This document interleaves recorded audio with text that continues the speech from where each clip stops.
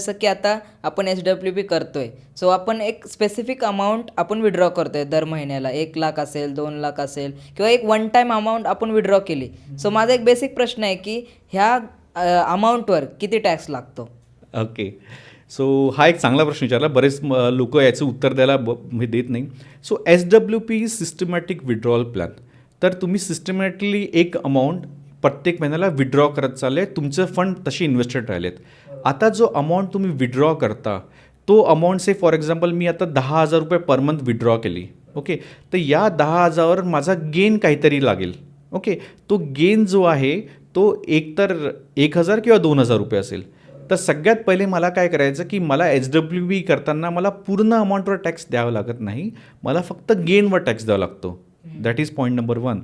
Point number 2, हा जो gain आहे हा इंडियामध्ये फिफो मेथड म्हणजे तुम्ही 12 महिन्याच्या वर कालावधीमध्ये जास्त इन्व्हेस्ट केला असेल की कमी याच्यावर तो अवलंबून असतो. से फॉर एक्झाम्पल मी माझे एच-डब्ल्यू जे फंड आहेत ते 12 महिन्यापेक्षा जास्त इन्व्हेस्टेड आहे. तर त्याला आजच्या याला 12.5% लाँग टर्म कॅपिटल गेननी टॅक्स होतो. आणि समजा 12 महिन्याच्या आधी मी ते इन्व्हेस्ट केले आहे तर त्याला STCG short term capital gain याला 20%नी आपला टॅक्स भरावा लागतो.